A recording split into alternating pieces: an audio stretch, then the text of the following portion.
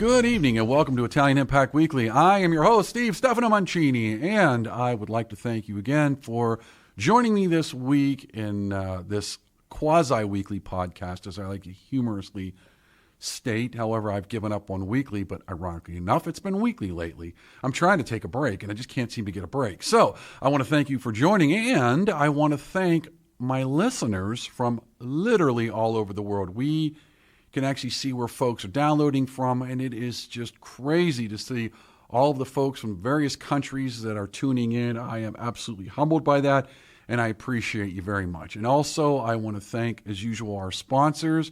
And like always, I like to give a big shout out to Tom at Greater Pittsburgh Travel, Nick at Palucci Plumbing, Chris at the Knights of Columbus, who is our local financial rep, and all of the other sponsors that we've had over the last year that have made the show possible. Having said all of that good news and administrivia and gotten that all out of the way, I would like to welcome a very special guest who I've known for a little while now, and I think even more interesting is how I know some of his family members even longer than him, even though I don't see his family members anymore. But I've got a fun guest today. It goes back to the old neighborhood. Michael Muto, who is the Director of Information Security and an adjunct professor at Duquesne University. But most importantly, like I said, he's a local guy here at Pittsburgh, and we're going to talk all things Italian. Michael, welcome to the show. Thanks, Steve. It's an honor to be on your show. I've been waiting, and we finally got the opportunity to do it. You and my dozens of fans from all over the world, I'd like to thank you all very much. I think they tune into the wrong station, but they say, puts me to sleep, so they keep listening, so I appreciate that. Michael, thanks again, though. You and I keep bumping into each other at a lot of conferences and events, especially the local ones. And like me, you and I have a very similar background in cyber world. But even more similar is where we come from. This is important. I'm not going to give it away. Tell us where you come from, and then we're going to talk Little Italy in Pittsburgh. Yeah, so I'm originally from Bloomfield. Pittsburgh's Little Italy. Everyone likes to call it that. I'm proud to be from there. When people ask me where I'm from, although I'm in Robinson Township now, I still say I'm from Bloomfield. You're in Robinson? I am in Robinson. For the folks that aren't from Pittsburgh and from all over the world, let's just say it's not too far from me, but go ahead. Yeah, unfortunately I'm in Robinson Township now, but if it was up to me, I'd still be in Bloomfield walking the streets. Well, you know, the irony that you say that is when my grandmother got sick and we put her in a home, we had to sell the house. And that's the house that had been in the family for almost 100 years at that point. And it is so tough to go back and see all these places and how many of the owners aren't there. And, you can probably imagine. Now, does your family still own anything in there? No. Unfortunately, my family moved out, like my mother and father moved out to the Allison Park area, my brother and sister in Shaler. So they have moved out of Bloomfield. So everybody's sold? So everyone's sold. Did they sell for ridiculously high? Oh. So they sold before. We sold right before Children's Hospital came around. Oh, so about 10 or so years. Yeah. So actually, my mom and dad's been out for like 20 years in Shaler. So they sold and didn't make the money they could have now because the houses are selling. Like my brother's house next door sold for like $300-some thousand, but back then they paid like $20,000. I was going to say, for people that are listening, you're probably thinking, what are you guys talking about? What we're talking about is the standard northeastern Rust Belt city that, was blue collar at one time, but now, I'm not going to say they're gentrified, but I think what it is people are starting to like living in the city again. And I totally get it because, and I just had a conversation with somebody not too long ago, and they said, we were sold this idea that we all needed to move out to the suburbs. And I think the problem with the suburbs is, depending on where you live, you never really get to know your neighbors because oftentimes, you can't walk around. You can't walk up the street to the store. You can't walk to, church, or you can't walk a block over to visit your neighbor. You got to drive everywhere. Country roads, especially around this area, hilly roads, you're not walking. So maybe you know your immediate neighbors, but you probably don't know a lot of people outside the neighborhood. Would you agree with that? Yeah, that's exactly correct. And I tell my kids, my son's 18, my daughter's 14, and I tell them that's one thing I regret is them not being able to live in Bloomfield in the days that we did because we ran the streets all day and night. It was safe. We have the same friends. We would hop in people's houses. You just walk in. Doors were unlocked. Now it's a lot different, right? That's right. So I'd be down the Pittsburgh Recreation Center, Deansfield. I played sports all my life there, and it's changed a lot. Even when you go back to Little Italy days, right, which used to be all Italians there, and all the people cooking were all Italians, and all the food stands. Now you go up there and you can buy roofing and siding, and it's changed I've a said lot. that on different shows. It's like, what is Italian about? Listen, just because you've got a pizza shop or two. That's not Little Italy. And you know, when I had a conversation with somebody, another ex-Bloomfield guy, and he said, no, there's still a lot of it. Is it Little Italy? To me, it's changed a lot. I don't consider it like it used to be, especially with the Catholic churches gone, being shut down. Basically, I mean that's unfortunate because now there's people in Bloomfield, the older generation, got to travel down into Lawrenceville to St. Padre Pio Church, and you know some people don't have access to cars and driving still. So, especially the older folks, they're not bebopping around in a car. No. So they're just missing. They're missing. And that's unfortunate. So it has changed. I still go there to eat occasionally, and I lift weights in Bloomfield still, so I still go down there, and I still have my friends, but it has changed a bit.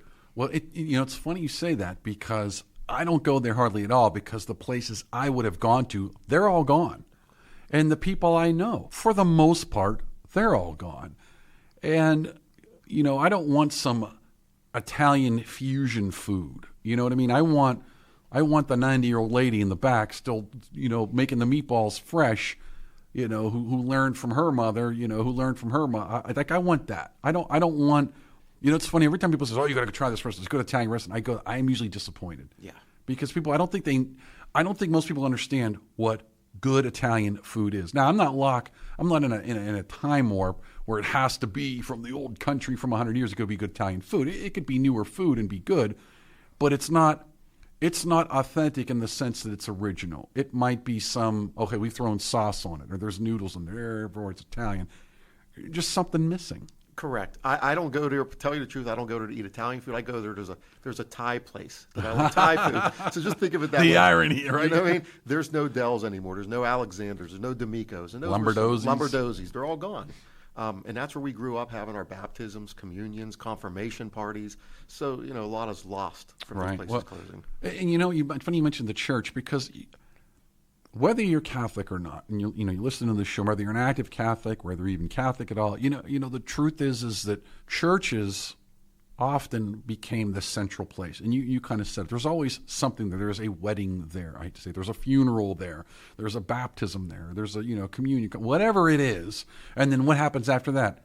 You go to a local restaurant, and it becomes a point of, you know, that community. Mm-hmm. And when you take that away, and then now you don't have the place to go to have the community event anymore, which means now I'm not going to go to the restaurants that are in the area, because if I'm going to have to get married, you know, 20 miles away, I'm going to go over there and eat. And I don't think that people understand that communities need a central focal point. You know, how otherwise, what is communal about it? And, you know, I look back and I just said, it's just not there. It's not there. So now I see that in a lot of places. Now talk about, you know, what are, if there was something that, you know, putting aside the restaurants and the churches, which is a big deal, what do you think made it special then? I think what made it special is all the families, like in grade school, I went to Immaculate Conception. I believe you did as well. I went to Central Catholic. So when we went to Immaculate Conception, we have 15 guys that graduated. We all walked to Central, 2.4 miles or whatever. There was no busing. Thank you. I try to tell my kids that. They don't believe me. I walked to school. We walked to school. Snow. We went in there. We'd have fights on the way go. We'd have snowball fights. And it was just that camaraderie. Throwing it at the city buses is the best part. Throwing ice balls. Yeah. And when we would arrive to school, the Christian brothers would say, like, did you guys just cause some trouble? Because we come in soaking wet from the snow and stuff. But it was fun. We enjoyed it. If it was supposed to take a half hour, it took us an hour. And you don't see that anymore. Like my son does go to Central Catholic now, but he takes 2 buses in. So that's the difference, right? He has four to 7 people on his bus. He doesn't get that camaraderie. And that's what's missing. You know, Immaculate Conception was turned to St. Maria Goretti. That closed down. So there's no school in the area. I mean, I don't even know what the public school is in the area, yet alone the Catholic school. Mm-hmm. And I don't think people understand. Like, it's not about whether you're an active Catholic. It was about, because there were a lot of people that went to Immaculate Conception in Central that are not Catholic. Correct. You don't have to be Catholic. But again, it was just something that all the kids went to. You either went to Mac or you went to St. Joe's. Mm-hmm. And there was a little bit of a rivalry, and I always asked myself, where did all the kids go? Why were there, I mean, did the schools become so expensive?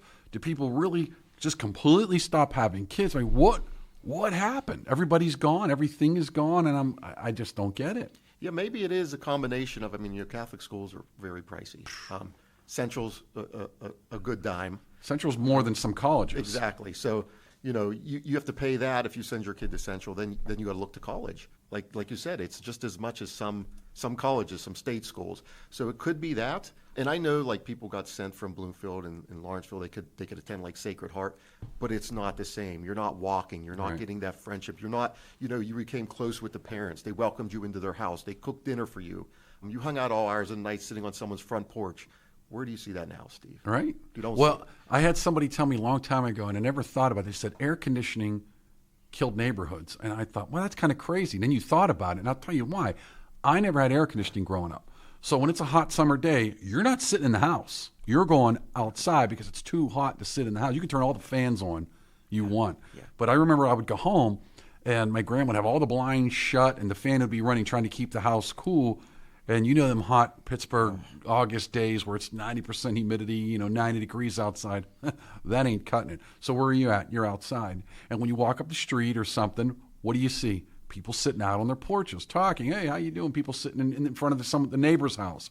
You're right. You just don't see that anymore. Yeah, and I don't do that in my plan where I live now. Back in the Bloomfield days, we go down the street, sit out there all night with the older people, talk. Just like you, what happened with me is I slept on my mom and dad's floor. We had just a one air conditioner in the window, and that was like, wow, it's so cold in here, right? Because every room was like 100. My brother slept upstairs like 120. He'd lose like 10 pounds every night.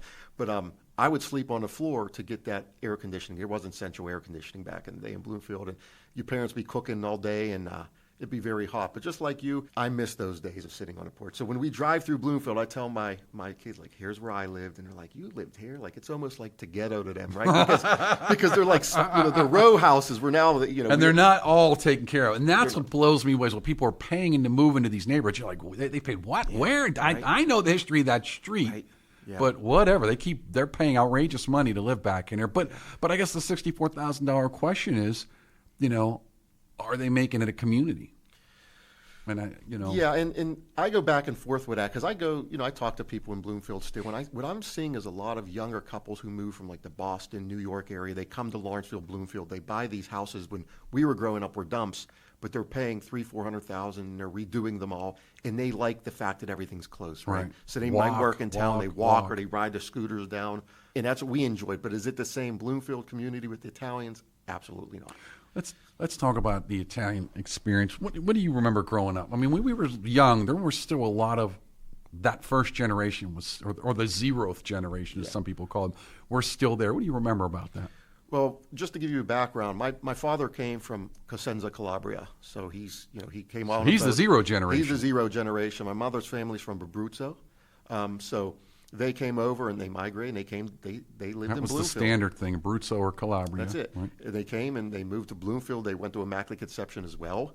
And so what I remember is all my mom and dad's friends were all Italian growing up. Like up towards Friendship Park and West Penn Hospital, they were like the bigger Italian houses. But we were down like by the Bloomfield Bridge. Okay. So what I remember is just the camaraderie of mingling with the Italians, making their own. Like my grandfather, everyone made their own homemade cigarettes, right? Everything was from scratch, right? They didn't buy nothing out. We never really went out to dinner. Like if it was someone's birthday, it might have been a special day to go to dinner, but everything was cooked at home. Now we go out all the time, right? I mean, it's like that's funny. That is definitely one thing that's changed. People don't cook anymore. No, we ate at the dinner table. When my dad got home from work at 5 o'clock, we'd wait. We'd sit at the dinner table. I can tell you right now, with our hectic schedules, my wife's and my kids, we don't sit down and unfortunately eat at a certain time. Yeah. I'm guilty of that. But it was just talking to the people in the community, and everyone was cordial and friendly.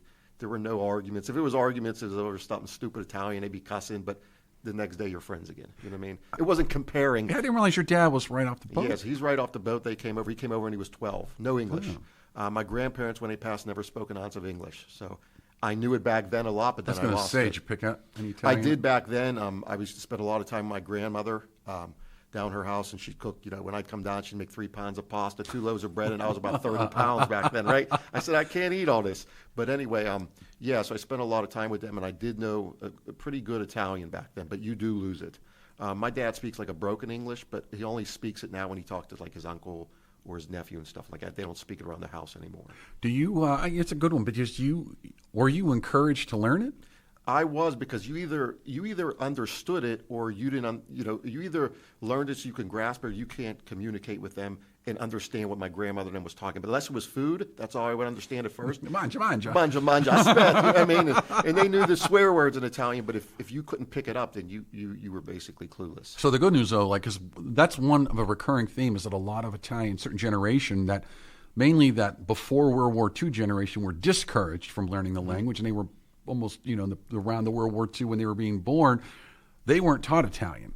So your dad came over before or after the war? After. Okay, so then that was kind of after the discouraging, but there's still the the becoming assimilated.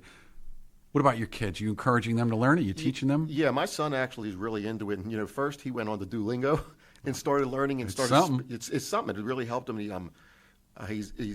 He's ingrained in the culture. He speaks it with my dad when I go over. He goes back and forth. And that's one thing that I'm doing as well, trying to learn it again so I could speak with he's still living, so I want to have those conversations. I say, I really got to go back and either take a class or do the Duolingo, because it still helps out. And so now I can communicate somewhat. It's still not to the point where they were, but that's nice to have. But I think in your case, if you were exposed at such a young age and knew a few words, it's a lot easier to pick it up. A funny story, when I went to Central, I actually studied German for 4 years. They didn't have Italian. And I did Spanish because there was no Italian. Exactly. Right? It was French, Spanish, Latin, or German, and Latin scared the crap out of me. I hated French. At Spanish at the time, you're like, what do I need to know Spanish for? If we only had hindsight. Right? Yeah. So the obvious choice, German. But it was funny because I never spoke it for years, and I remember it was probably about 10 plus years ago, I went to Germany, and it actually came back. I was actually I remember talking to one of the ladies who worked the market, and I was like, Viva Costa, and I was like throwing a little bit of German. And I think when you learn it at a young age, it's easier to come back than when you learn something new from scratch at an older age. I did not learn Italian young, but my neighbors on both sides of me were right off the boat immigrants. So I remember things, you can remember the word, you can remember the broken accent. And I think that made it easier for me to learn it later, but I definitely wish I had studied it younger. But again, hindsight, youth is wasted on the young, and hindsight is always 20/20. Me too. But you said you're still, are you practicing kind of formal? You just go to dad and say, come here, yeah, I mean, it's me and my son speak at home. We mess around. We go down to Strip District. I go down to La Prima. We start talking a little bit of Italian. Go meet the old guys that are still I go meet all the good guys. Yeah, right. I'll go down there to, what they used to call the yards, the Strip District. I tell them, they used to call it the yards. We'll go down Pennsylvania Macaroni, and we start speaking it back and forth. And if I have Italian friends my age, we'll speak it when we go out. But it's all in fun. It's not like it'll be like some English, some Italian. Yeah, it's better than nothing, though. I like the idea of seeing more Italian Americans try and recapture something. It's funny is everybody else seems to want to celebrate their culture, but I still don't get it. Italians talk about being proud to be Italian, but they do nothing about it. That's it. And I do think it starts with the language. Learn a little bit. That's it. You don't have to be super fluent, but some greetings, maybe some seasonal greetings, a little bit of hi, how are you? You find someone else that knows a little bit. Hey, how are you? Just a simple greeting is something. And then I think what happens then when the kids see that, they go, ooh, and a second language is always good for the brain. Yeah, and I'm guilty of I shouldn't be admitting this. I've never been to Italy yet. There's been a few times where we say end recording, Joe. Just cut this off. Well, you could cut this, right? And every year we say we're going to do it. Something comes up, but that is, we say, me and my wife say bucket list, but I think it's going to happen a lot quicker within the next. Let me give you some advice. I have a fantastic travel agent right near you. And I wrote it all down because you told me this before. Tom at Greater Pittsburgh, and I am not just selling it because he is a sponsor, because he is a good guy and they do a phenomenal job. I can do it myself. I don't need him, but he does such a great job. I just have him take care of my bookings every year now. It's just like, Tom, I'm going to Rome, or Tom, I'm going to here, and he takes care of everything. And I mean, Tom, you're welcome. But again, it's that if you've never done it, you want to go to someone who says, listen, let me keep you out of trouble. Here's the touristy things to do that aren't going to be a waste of your time, and then tell me what else you're thinking, and he takes care of you. But I cannot emphasize this, especially your kids aren't that young, but they're not that old either. So it's still a fun family trip. When I went, it completely changed my opinion after going. And I think if people say, yeah, I kind of, I'm proud of this. When you go, a lot of things are going to click, especially you with your dad coming from the area. When you go see, like, wow, he came from here and this is it. It's just different, And I want to do that. Like I said, fortunately, my parents are still living. I want to do that so I could talk to my dad about seeing where he was born in Cosenza, and seeing his house because it is still there. Do you know a town in Cosenza? Like there is a town, but there's also a province. Like my grandma's from Mandatricio in the Provincia di Cosenza, so it's the province, and then one of the towns is Cosenza. A lot of them are that. I think they're from that area, so I'd be curious what his town is. They always say like Lago Cosenza and stuff like that. So I'm like, I don't know, where it is exactly, right. But that's There's what your I next know. question. Ask him the actual town. It could be Cosenza, but it's most likely the province, which means what's the specific town? Yeah, when I do ask him questions about that, because he tells us some of that stuff, and my son loves it, so he does say just Cosenza, you know what I mean? And so maybe he doesn't want to confuse you. Yeah, he may have small town. Yeah, right. Piccolo paese. Now, you said your mom is Abruzzo. Yeah. Do you know a town?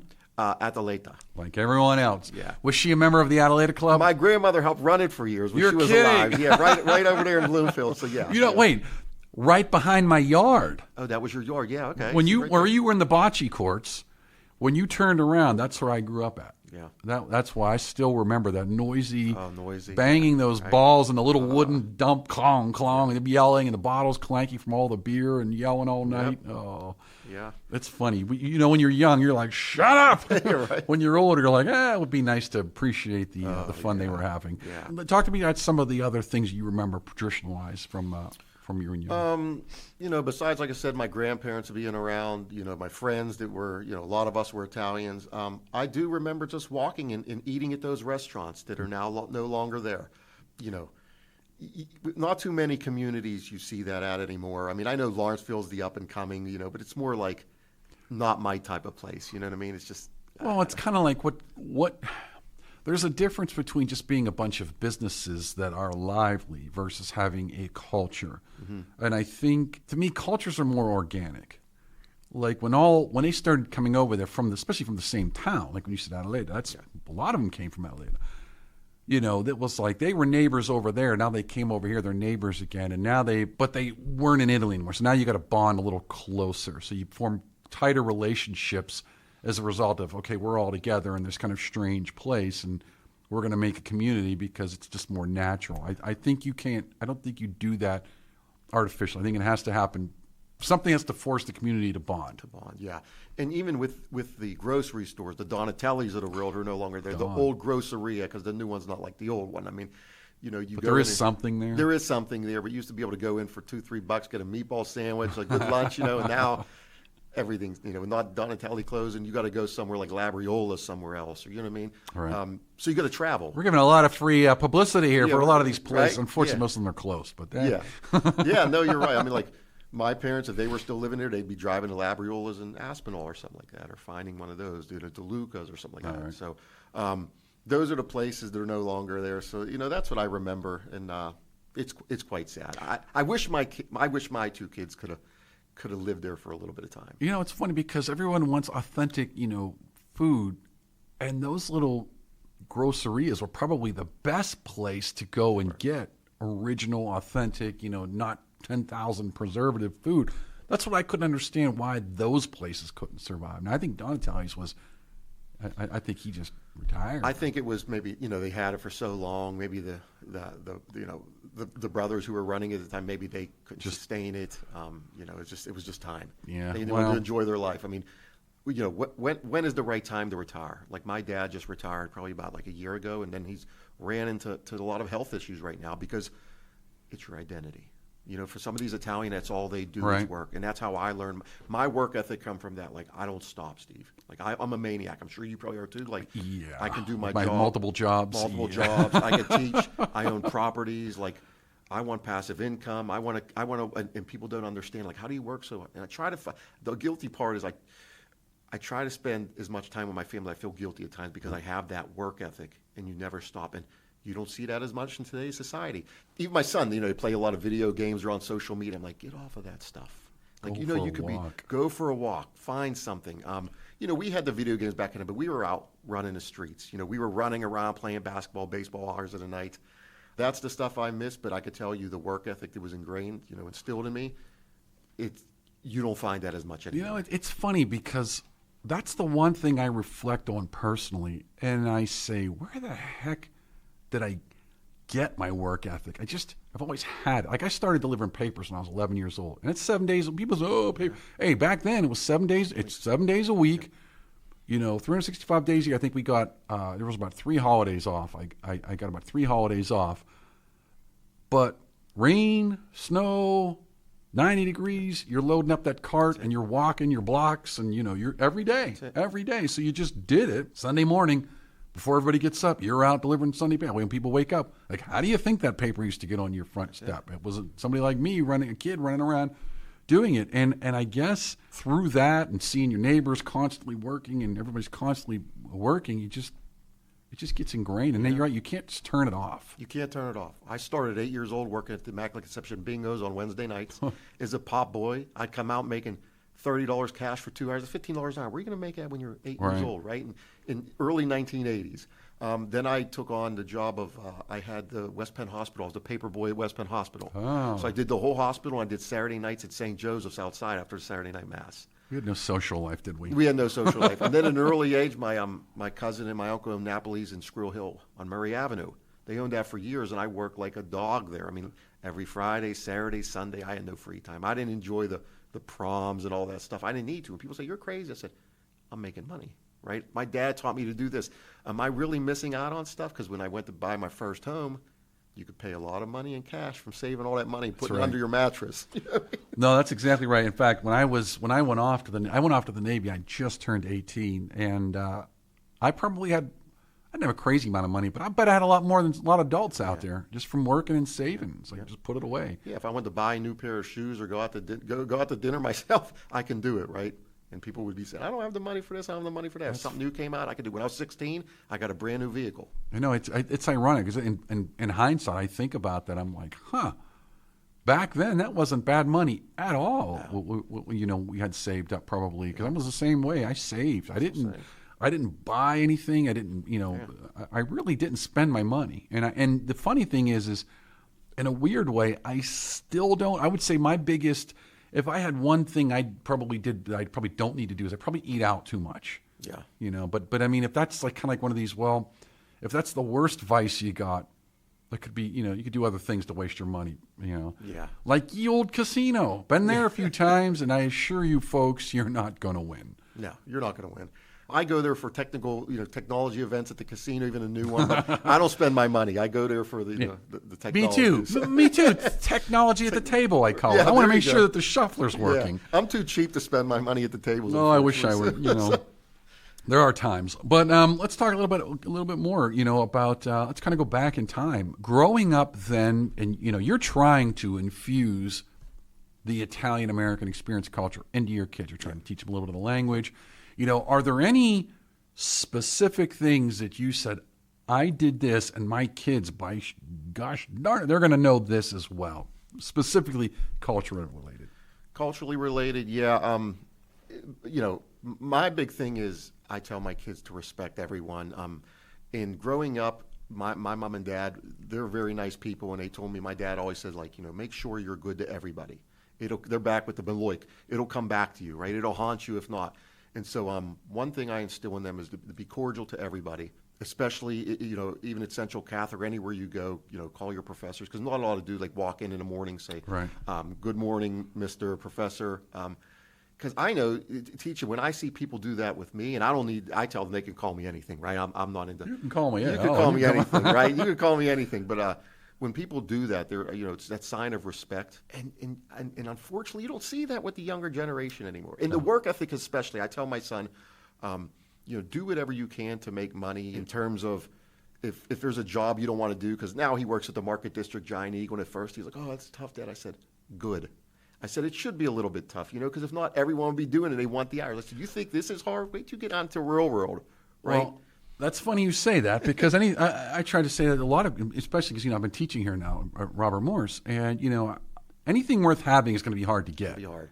And any job, you say, well, that's hard. To your point, it's like, well, if it were easy, they wouldn't have a problem hiring people. So, but it's funny because a lot of these people that are raising these kids, that's our generation. It's like, what did they miss? I mean, I don't know about how their life was, but I couldn't imagine looking at some of these kids and thinking, man, if that was my kid, and my kids know when I say this, they wouldn't be doing that, and they're not doing certain things that I see. And I'm just flabbergasted. Like, you don't know. I don't want to hit the kid. No. I want to hit their parents. Because it's like, what were you thinking when you raised this kid to let him talk to people? I read a stat, and you'll appreciate this. They said something like 19% of kids are bringing their parents to their job interviews now. Oh, that's crazy. That's insane. That's insane. Yeah, it should be zero. And if you're a parent, you should be like, what? Yeah. What am I going to do your job for you too? It's nuts. I don't get it. I mean, we walked in I lived on Halley Street, right near the Bloomfield Bridge, and if someone come out with their groceries, you went up and said, "Hello, Mr. or Mrs. Can I help you with your groceries?" And they walk you in, they give you a dime or a dollar. I mean, and you didn't expect that, but it was just that respect. And I was hit or miss on that. I feel like there were times when I was a good kid, and there were times where I was just a wild man. And, Well, in Bloomfield, we had the good kids and the delinquents, right? That would cut the fences to go swimming at the recreation center at nights, hop the fences. Or allegedly put a railroad tie on the railroad tracks below the hill. Just to see what would happen. And allegedly, it sets an alarm off that brings a lot of police cars down there. But I'm just saying, allegedly. Yeah. I think the statute of limitations for some of these things have run out. Yeah, and I wasn't the perfect kid. I can tell. No one's perfect. I wasn't the perfect kid, but I was respectful. Well, that's all you can ask for. Yeah. And again, nowadays, I don't get it. But, I appreciate you coming on the show. It was kind of fun. Now, I think you said you wanted to ask me something, though. Yeah, so getting, we talked about the folks, we'll be right back after that. No. So, we're both in the cybersecurity field. I mean, to get away from some of the Italian stuff, I just wanted to know because, when I first met you, and I think you were at the NCFTA teaching a course at the time and stuff like that, and I thought you were an expert in a field. So I wanted to, and now you're going to say no, but how did you get into it? I mean, just a little bit about my background is I was in the health field, in the physical therapy world, okay? In the late 90s. I worked there, and then I got into this the .com era. I got into computers. I worked at a startup software company. Then I worked my way to a law firm. Then I'm at Duquesne University now. There was promotions that came along, but you had to work hard to do it. Like I seen everything from the bottom up, the help desk stuff, and going into that. There was no cybersecurity field back then. But we started one at Duquesne, and then I became an information security engineer. I wanted to know how you got into the field. Folks, we'll be right back after these. Actually, it's a good question. You know what? I'm going to back up, though. I think the biggest challenge right now is that a lot of people, and don't take this the wrong way, to me, cybersecurity is a buzzword. When we say the field cybersecurity, I always say, what do you mean by that? What am I securing? Well, you're securing cyber. What do you mean by cyber? And what you find is that there's a couple of facets to this whole thing. It's like the risk formula. Who are the threat actors? What are they targeting? Are you susceptible to whatever it is they're targeting? So they could be targeting everything from people all the way down to your technology, everything in between. So when you say the field cybersecurity, I think I would start first with, my first foray was actually like IT. Mm-hmm. My undergrad is computer science. I remember in the 80s with my Commodore 64 programming a lot of stuff and playing with computers. And I remember when the movie War Games came out. Because I'm going back. This is when I started. Yeah. I started on a Commodore 64 with a 300 baud modem writing war dialing programs because I saw it on the movie. And so I was doing a lot of just fiddling based on what I saw in that movie, logging into bulletin boards. But it was all the technology that was at the time, because computers had not permeated society, and the best you were going to do to communicate with people via computer was bulletin boards. When I went off to the military, my time in the Navy had nothing to do with IT, other than maybe using one to put in maintenance codes, because I was an aircraft electrician for a lot of years. It wasn't, but I always had that affinity towards computers. So I was going to school at night and got my computer science degree. Computer science was a lot of theory, a lot of development, a lot of programming, and then theory, algorithms, discrete math, linear algebra, all this kind of theoretical stuff. It wasn't till I got into, quote, security, until then I became a communications officer in the Air Force. And then we were doing, what we called security back then was, you're talking the early 2000s, so this is right after Y2K, which, funny enough, I actually got out of the Navy in 1999 and was a Y2K developer. Oh, wow. I worked for a programming company. We were actually porting code from non-Y2K compliance to Y2K compliance, so 2 to 4 digits. So when I went into the Air Force as a comm officer, what we called security at the time was the things like, configuring IDSs, configuring firewalls, setting up account management, and still wasn't focusing on things like hacking. Even though back in the 80s, I didn't know I don't want to say doing it, but kind of mucking in that career field because I was learning things on bulletin boards. Nothing elaborate. I was still young, brain still developing, still wasn't getting a lot of it, but you're doing stuff. When I went and started teaching for the National Defense University, it was the first time, this is back in 2007, that was the first time I actually started to use tools. Things like Nmap, ZenMap, Lofcrack. These should sound familiar to folks because here's the irony. We still use them. Yep. Netcrack has been around, that one, the Swiss Army knife. I could still tell you what the user's manual. This is 2007, 2008 timeframe. Then I started using tools like, Retina, it was a network map. It wasn't Nmap, but it was like a DoD type tool for scanning a network looking for vulnerabilities. At the time, think of the time from here. You're talking 2007, 2008. After having mucked around for a few years as a comm officer, at the time, computers were, if you think about it, still not quite where they are today. For example, in the 1990s, you started to roll out, you had cell phones in the 80s, but they were nothing like they are today. In a car, you had the antenna. So now in the 90s, you finally started to have things like what? Like graphic user interface for this thing called a browser, remember Netscape Navigator, and you could actually go to a site, you would get your AOL disk. That was in my opinion, that was the start of the modern security because you now enabled more people that weren't experts access. And once you did that, everyone went, whoa, this is neat. And then everything just sort of switched from there because when did the .com bubble start happening? Late 90s. Late 90s, yeah. So now you start having these companies go, whoa, because nobody knew what it was. When you really think about it, the internet, the modern internet is maybe 30 years old. I think it's the modern internet came in the mid-90s when you started to have the commonplace. Remember, you get those little 3.5-inch discs with AOL on it. Yeah. That was the modern internet. Yep. First phase 1.0. But I think because of the commonality that now everyone could go home to this big old monitor and this old computer, this 386, this 46, put this little drive in, get to an AOL site and look at the stock market, look at the weather, read a couple of news stories, and then I can get on this chat thing, instant message, and start talking with people. I was doing it back then. Yeah. But when you get into the but I don't know that there is a field per se because it wasn't then till you started to see the advent of things like worms and viruses that took advantage of now this new GUI software because now everybody was using it. Morris Worm was kind of, an anomaly at the time. But if you think about it, there wasn't much of an internet. But now when you started having all these I love you viruses that would, get into your email and start sending out emails, nobody was prepared for this because nobody was thinking like this. So my true foray into the modern security happened late 2007, 8, 9, when I started to actually see these. Now I was seeing the tools that the bad guys were using, like back orifice. Yeah.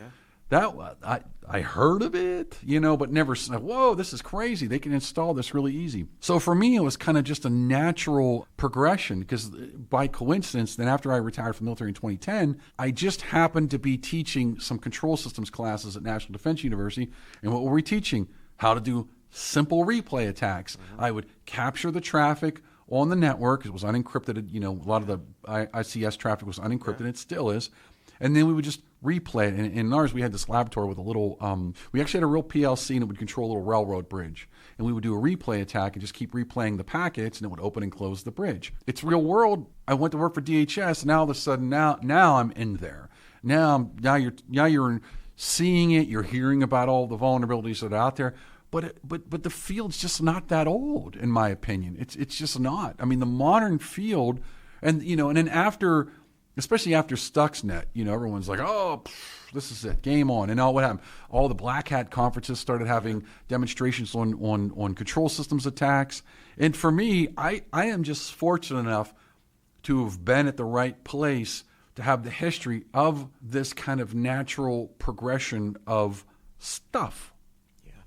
And so, I don't consider myself an expert so much because I can't tell you all about all the viruses, how everything works. Yeah. But where I do feel like I bring something is like I was on that path while things were happening, and sometimes I didn't even realize it at the time. I didn't understand what I was seeing, and then later on, you're like, oh, I remember that. Oh my God, that's what that was, And so, I'm not formally trained in anything. It's just been over the years. Over the years, and like the students me and you both teach today, I'm sure they don't know because when I talk about, modems and AOL and dialing up, they don't know that stuff. And I got to go back and I go, oh, these kids are like 20 years old, right? So they haven't been through that like we have. Right, and they're looking, but I think the problem is everyone's looking for, I'm going to get a cyber degree, so I'm going to learn something that's called cybersecurity. And it's like, no. In my humble opinion, cybersecurity is ultimately, for every IT function out there, it is the means that you ensure that IT function is not abused. Correct. So when you say I want to be a cyber, and students say this all the time, say I want to get into cybersecurity. Say, okay, well, what do you want to do? Yeah. And they go, well, what do you mean? I want to be cybersecurity. What do you want to do? Yeah. Do you want to be a malware analyst? Do you want to analyze network forensics? Do you want to work on social engineering and training? Do you want to write policy? There's all of these different subsets of this. But I think once the vendors hijack these words, what's the current word now? AI. Once they hijack this word, because we've got to get into AI. Okay, to do what? Yeah. Do you want little chat bots? Do you want robotics? Do you want improved, algorithms on your autonomous vehicle? What do you want specifically? Yeah. Because they're not all the same. And I think I've just been fortunate enough to be in this IT/security of IT field for a long time, that I've got history. And I think that what makes me be able to go to a conference somewhere and talk about something because, I'm not saying I did it, but I'm saying I remember one that happened real time. And that gave me some credibility, if nothing else. Great. Thanks for answering that one. I do have another question. So if I was going to Italy and I'm booking it all through Joe, right? That's your buddy, right?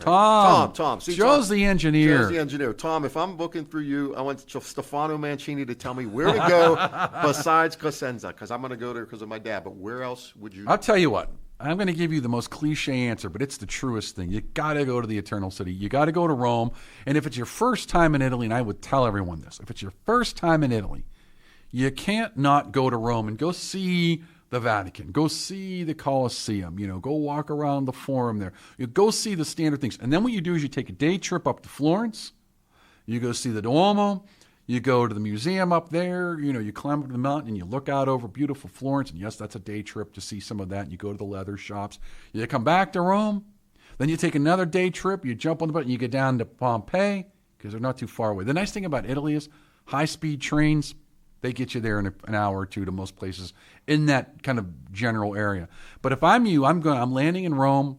I'm seeing Rome for a couple of days. I'm shooting up to Florence for a day. I'm shooting down to Pompeii for a day. And then maybe, since family's from Adelaide, I'm taking a shot into Abruzzo because it's only a few hours from Rome. Okay. So that's what I'm doing for a week plus. And you know what the irony is? And I cannot emphasize this. You don't need to be independently wealthy to do these things. A lot of people get intimidated. No, it's not $300. Yeah, you're going to spending in the thousands, but you don't got to spend tens of thousands of dollars. You think a couple of tickets, share a hotel room or two. You can find good bargains, especially depending on what time of year you want to go, and stay away from the tourist places. And it's not an expensive vacation. Yeah, that's great advice. I have one more question. Talk to me, Goose. That's for our 80s listeners. Yeah, the Goose. So me and you are both, I could tell you're high-strung like me, right? We're cut from a different cloth. Yeah, we're cut from a different cloth, being old-school Italians. You're doing the podcast. You're teaching here. You're full-time now, right? Yep. You were at the I left the government and I came full-time. You left it for good, so now you're... do you get that itch again, like in 5 years from now? Do you see yourself doing this? Let me put it this way. That is a great question, because this is not the only thing I have. And I hope so. I hope I don't get that too much of an itch that pushes me to another possible career, because what I like about this is I have flexibility to do other things. And that was the one big reason why I left government. Government pays great. Listen, nobody is going to pay you more money to do less work than the federal government. That's the truth. And I've been there, so nobody can argue with me. Like, hey, I've been there. If you've been there, you understand exactly what I'm talking about. But there's a price to be paid for that. And part of that price is you lose some freedoms. Yeah. So I enjoy having some freedom to say, you know what, I'm going to go film a documentary. I'm going to go do this. I'm going to go fly to Italy. And I don't have to check in with Big Brother, and see, can I go here for, hey, it's summer, I'm off, I'm teaching 2 classes, say on live, for example. I'm going to fly there and I'm going to stay a couple of weeks. There's no Big Brother. And that's worth the price of admission, as I like to say. Yeah, because I go back and forth, I like to be immersed in a lot of stuff. So whether it's owning properties or teaching or working full-time jobs, because back in the day, the old school times would be like, get a job and get a good pension and work 50 years, right? That's right. Do that the rest of your life. Me, I don't know. You get to that point where, can you, I can't sit still. I can't sit still. So can I do this stuff forever? I don't know. But then I keep that stuff in the background, because you're full time now. I think of myself down the road I have a passion for teaching. I really enjoy it. So I could see myself doing something like that. I'll tell you why it's easier to do that, because if you teach and you do it right, you're constantly learning and you're constantly challenging your brain. I think that was the biggest thing, especially about the government. The government is just, you become mush. Yeah. And I don't care anybody. We can have this conversation. If you're a government employee and I'm offending you, we'll go have a pint of ale or a coffee, and you'll know exactly what I mean. But there stops becoming a mental challenge. You just get into you're almost digging a mental ditch, and it's just boring. Yeah. The thing about, especially in our career field, is you can constantly learn something new and be fresh. Exactly. Whether it's going to conferences and, they're doing that, or, some new discovery, or you can learn a new language, you can muck around with some new tools. There's always something that you can do, and that keeping fresh is what keeps you interesting. I think that's what keeps you engaged. I'm not capable of digging the mental ditch. I can't do it. Can't do it. Yeah, I always say, I hate being comfortable. If I'm not being uncomfortable almost every day when I'm at work, at work, then I'm in the wrong profession. Well, that's right. Or the wrong field. Because if I'm not learning, I don't want to be some guy that just retires from a job. I need to How many people keel over a couple of years after they retire? Yeah. Because there's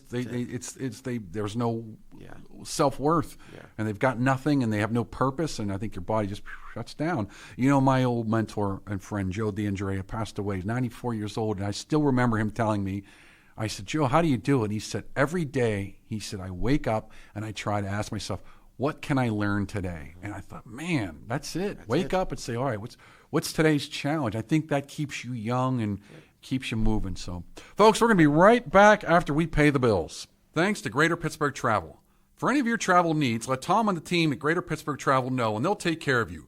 For more information, call 412-331-2244 or visit their website at www.greaterpittsburghtravel.com. For all of your plumbing needs, be sure to try Palucci Plumbing. Nick and the team have decades of experience and will get you back up and running.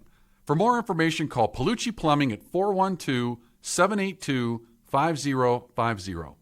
And we want to thank the Calabria Club of Pittsburgh. If you're interested in learning more, you can find their contact information on Facebook at Calabria Club of Pittsburgh. Again, thanks Domenica and the team at the Calabria Club of Pittsburgh for your support. And we want to thank La Scuola d'Italia Galileo Galilei, the only nonprofit school in Pittsburgh endorsed by the Italian Consulate. If you're interested in learning Italian or have your children being immersed in the Italian culture and language, be sure to give them a call at 412-404-7070. And that's La Scuola d'Italia Galileo Galilei. We'd also like to thank Chris Gonzalez from the Knights of Columbus. If you have any questions about joining the Knights of Columbus, reach out to Chris Gonzalez at 412-605-9074. All right, we're back.